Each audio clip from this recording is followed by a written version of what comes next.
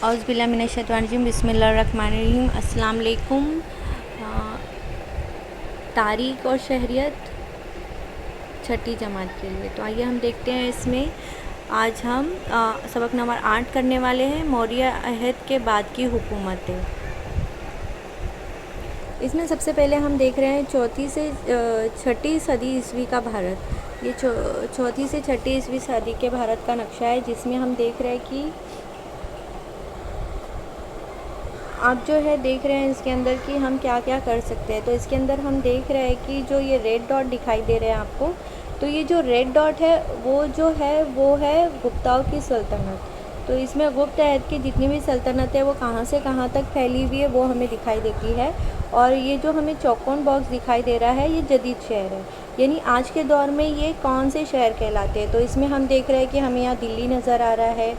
फिर उसके बाद जो है हमें इसके अंदर बहुत सारे और दूसरे शहर भी दिखाई दे रहे हैं, लेकिन वो जो सर्कल में है वो गुप्त अहद के दौर में जो शहर होते थे वो दिखाई दे रहे हैं। तो ये हमें दिखाई देता है कि किस तरह से दरियाए सिंध से लेकर जो है नेपाल से होते हुए यहाँ तक जो है हमें ये शहर दिखाई देते हैं जो गुप्त अहद के सल्तनत थी। तो इसमें हम जो सबसे पहले वो देखने वाले हैं वो कनिष्क ख़ानदान, यूनानी राजा, फिर उसके बाद जो हमारा है वो है राजा कुषाण, फिर गुप्त राजघराना, फिर है वर्धन राजघराना, फिर उसके बाद जो है शुमाली मशरक़ी भारत का इक़्तिदार। तो इसमें सबसे पहले जो है वो हम शुंग ख़ानदान के बारे में मालूमात हासिल करेंगे। तो देखेंगे हमने जो पिछले सबक में देखा था, हमने जो सम्राट अशोक के बारे में मालूमात हासिल की थी। तो इस सबक में हम देखेंगे कि सम्राट अशोक के बाद मौर्य इक़्तिदार का ताकत जो है वो कम होती चली गई और आखिरी मौर्य राजा का नाम बुरहद्र था। मौर्य हुकूमत के सिपहसालार पुष्यमित्रा शुंग ने बगावत करके बुरहद्र को कत्ल कर दिया था और वो खुद राजा बन गया था। फिर उसके बाद जो है हिंद यूनानी बादशाह। तो जो ये हिंद यूनानी बादशाह है हम उनके बारे में जो है मालूमात हासिल करेंगे। तो उसमें जो सबसे पहले है उस ज़माने में जो बरसगीर हिंद के शुमाली मगरबी इलाके में यूनानी राजाओं की छोटी छोटी हुकूमतें थी। इन राजाओं को हिंद यूनानी राजा कहा जाता है। कदीम भारतीय सिक्कों की तारीख में इन राजाओं के सिक्के इंतहाई अहम है। सिक्के की एक जानिब राजा की तस्वीर और दूसरी जानिब देवता की तस्वीर बनाने की रिवायत थी। आगे चलकर यही जो है भारत में भी जो है यही रिवायत फूली फली। हिंद यूनानी राजाओं ने मेंडरडस राजा मशहूर था और उसने जो है बुद्ध भिक्खु नागसेन के साथ बुद्ध मज़हब के फलसफे से मुतालिक तबादला ख्याल किया था। मिंडरडे यानी मिलिंद, इसके भिक्खु नागसेन से पूछे गए सवालात को किताबी शक्ल दी गई थी जिसे मिलिंद पन्हा कहते हैं और ये पाली ज़बान में है। तो हम ये सिक्के देख सकते हैं, एक तरफ जो है आपको राजा की तस्वीर दिखाई देती है और दूसरी तरफ जो है हमें किसी देवता की तस्वीर नज़र आती है। ये हम पिछले सबक में पढ़ चुके हैं किस तरह सिकंदर भी इस तरीके से, क्योंकि वो भी यूनान से आया था और वो इसी तरीके के सिक्के बनाया करता था और बाद में हिंदुस्तान में भी इसी राजाओं ने इस तरह के सिक्के बनाने शुरू कर दिए थे। उसके बाद है राजा कुषाण। भारत में तरह तरह के लोगों की टोलियाँ बैरूनी हिंद से मुसलसल आती रही। इनमें वस्ती एशिया के कुषाण नाम से पहचाने जाने वाली टोलियाँ थी। उन्होंने पहले सदी में ईस्वी में शुमाली मगरबी इलाके और कश्मीर में हुकूमत कायम की। भारत में सोने के सिक्के ढलवाने की इब्तिदा कुषाण राजाओं ने की। सिक्के पर गौतम बुद्ध और मुख्तलिफ भारतीय देवता की तस्वीर का इस्तेमाल का चलन कुषाण राजाओं ने शुरू किया और कुषाण राजा जो है उनकी जो कनक्श ने हुकूमत को वसअत दी। तो हम देखेंगे कि राजा कनक्श के बारे में और मालूमात हासिल करेंगे। कनक्श की हुकूमत मगरिब में काबुल से मशरिक़ में वाराणसी तक फैली हुई थी, जो कि हम नक्शे में भी देख सकते हैं। और कनक्श के सोने और तांबे के सिक्के मिले हैं। कनक्श के ज़माने में बुद्ध मज़हब की चौथी कॉन्फ्रेंस कश्मीर में मुनक्किद की गई थी। कनक्श ने कश्मीर में कनक्शपुर शहर बसाया था। श्रीनगर के करीब कामपुर नामी गांव में कनक्शपुर होगा। कनक्श के ज़माने में अश्वघोष नामी शायर होकर गुजरा है। उसने बुद्ध चरित्र और वज्र सूची नामी किताब लिखी है। कनक्श के दरबार में चरक मशहूर तीप था। तो ये जो तस्वीर में भी है आपको उसके सिक्के पे आपको उसकी तस्वीर नज़र आ रही है और एक इसमें आपको बुद्ध की तस्वीर नज़र आ रही है। फिर उसके बाद है गुप्त राज घराना। 3री सदी ईस्वी के अवाखिर में शुमाली भारत में गुप्त राज घराने यानी शाही ख़ानदान की हुकूमत की इक़्तिदार का आगाज़ हुआ। बिलमालूम गुप्त ख़ानदान का इक़्तिदार 3 सदियों तक कायम रहा। गुप्त राज घराने की बानी श्री गुप्त था और समुद्रगुप्त और चंद्रगुप्त दुवम ख़ानदान के काबिल ज़िक्र राजा होकर गुजरे हैं। समुद्रगुप्त तो ये गुप्त ख़ानदान का ही था। चंद्रगुप्त अव्वल के दौर के हुकूमत में हुकूमत की तोसी का आगाज़ हुआ। उसके बेटे समुद्रगुप्त ने आसपास के राजाओं को शिकस्त देकर हुकूमत की वसअत में इजाफा किया। इस अहद में गुप्त ख़ानदान के इक़्तिदार आसाम से पंजाब तक फैला गया था और तमिलनाडु में कांची से मशरक़ी साहिल के इलाकों को इसने फ़तेह कर लिया था।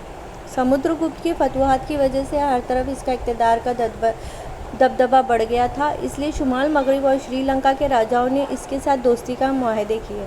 समुद्रगुप्त के अजीमुल शान कारनामों और फतूहात का ज़िक्र प्रयाग के सुतूनी कुतबे में तफसील से किया गया है। ये कुतबा प्रयाग प्रशिशी के नाम से मशहूर है, जिसे आज के ज़माने में इलाहाबाद प्रशिस्ती भी कहते हैं।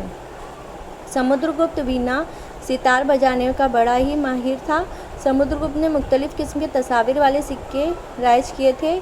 इनमें से एक किस्म में वो खुद सितार बजाता हुआ नज़र आता है, उस पर समुद्रगुप्त लिखा हुआ है। जो आप नीचे सिक्के देख रहे हैं, देखिए उस पर वो सितार बजाता हुआ बैठा है और उसके ऊपर उस राजा का नाम भी लिखा हुआ है। चंद्रगुप्त दुवम समुद्रगुप्त का बेटा था। उसने गुप्त हुकूमत को शुमाली मगरिब में वसअत दी। इसने मालवा, गुजरात, सौराष्ट्र को फतेह किया। चंद्रगुप्त दुवम ने अपनी बेटी प्रभावती का ब्याह वाकटक ख़ानदान के रुद्रसेन दुवम से किया। इस तरह जुनूब के ताकतवर वाटाटक हुकूमत ने इसने रिश्तेदारी कायम कर ली और दिल्ली के करीब ही महरौली के मुकाम पर एक लोहे का सुतून इफ्तिताह किया। वो तकरीबन 1500 वर्षों से भी ज़्यादा पुराना है। इस कदर पुराने होने के बावजूद अभी तक उस पर जंग आलूद नहीं हुआ है। कदीम भारतीयों ने तकनीकी उलूम में जो तरक्की की थी, इसकी वो एक अलामत है। इस लोहे के सुतून पर जो तहरीर है, इसमें चंद्र नाम के राजा का जिक्र है। इस तहरीर की बुनियाद पर यह तस्लीम किया जाता है कि वो लोहे का सुतून चंद्रगुप्त मौर्य के ज़माने का है। चंद्रगुप्त दुवम के अहद में बुद्ध भिक्खु फाहियान चीन से भारत आया। इसने भारत के सफ़र के दौरान कलमबंद की है। इससे हमें गुप्त हुकूमत के उम्दा इंतज़ाम हुकूमत की मालूमात मिलती है। फिर उसके बाद आता है वर्धन राजघराना। गुप्त हुकूमत की ताकत कम होने के बाद शुमाली भारत में कई हुकूमतें वजूद में आई। वर्धन राजघराने की हुकूमत इनमें से एक थी। दिल्ली के करीब वाक़ थानसेन नामी मुकामी प्रभाकर वर्धन नाम एक हुकूमत करता था। इसने वर्धन ख़ानदान की बुनियाद रखी। हर्षवर्धन इसका बेटा था। हर्षवर्धन ने वर्धन सल्तनत को वसअत दी। इस दौरे हुकूमत ने वर्धन सल्तनत की तोसी शुमाल में नेपाल, जुनूब में नर्मदा नदी, मशरिक़ में आसाम और मगरिब में गुजरात तक हुई। कामरूप यानी कदीम आसाम के राजा भास्कर वर्मन ने उसकी दोस्ताना ताल्लुकात थे। हर्षवर्धन ने अपनी सफ़ीर चीनी दरबार में भेजा था। हर्षवर्धन ने चीन के बादशाह के साथ दोस्ताना ताल्लुकात कायम किए थे। इसने कन्नौज में अपनी राजधानी कायम की। इस अहद में तिजारत को फ़रोग़ हासिल हुआ। हुकूमत की आमदनी का काफ़ी बड़ा हिस्सा वो आवाम की फलाह व बहबूदी के लिए सर्व करता था। हर 5 साल के बाद वो अपनी ज़ाती इमलाक व जायदाद आवाम में तकसीम कर दिया करता था। और इसमें आप देख रहे हो योंग सांग की तस्वीर आपको नज़र आ रही है, जो हमने पहले पैराग्राफ में पढ़ा था कि चंद्रगुप्त दुवम के अहद में बुद्ध भिक्खु फाहियान जो चीन से आया था, उसी तरह जो है ये योंग सांग था, वो भी जो है चीन से आया था। हर्षवर्धन के दरबारी शायर बाणभट्ट ने हर्षवर्धन के हालात ज़िंदगी से मुतालिक एक किताब हर्ष चरित्र लिखी। इस किताब की मदद से हमें हर्षवर्धन के दौरे हुकूमत के बारे में मालूमात हासिल होती है।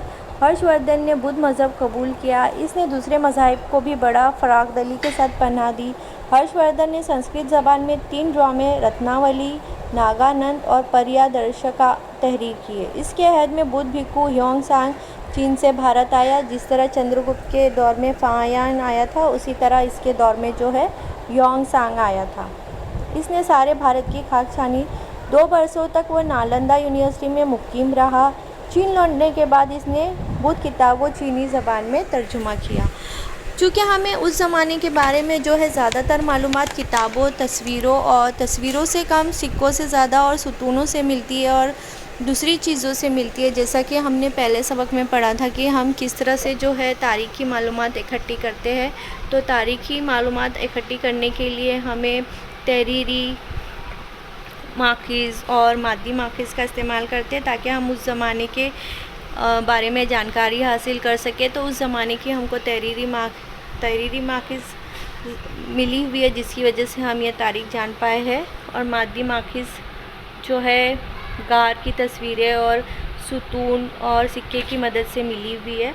और ज़बानी माखिज़ में हमें जो है ख़त वगैरह जो किताबें लिखी हुई है, या तहरीरी माखिज़ जैसे हमने अभी पढ़ा कि योंग सांग ने भी भारत आया था और उसने यहाँ पे तालीम हासिल की थी, तो उसकी किताबों के ज़रिए हमें बहुत सारी चीज़ों की मालूमात मिलती है। और उस ज़माने में लिखी हुई किताबें जैसे हमने पढ़ा भी हर्षवर्धन की किताब हर्षचरित में लिखी है, उसके ज़रिए हमें उस ज़माने की मालूमात मिलती है। और चूँकि हमारे पास तस्वीरें बहुत कम है, इसलिए उस ज़माने की हमको तस्वीरें इतनी अच्छे से दस्तयाब नहीं है, फिर भी हम सिक्कों की मदद से और उस ज़माने की इमारतें और गारों और गुफ़ाओं की मदद से उस ज़माने की तारीख़ी को समझने की कोशिश करते हैं।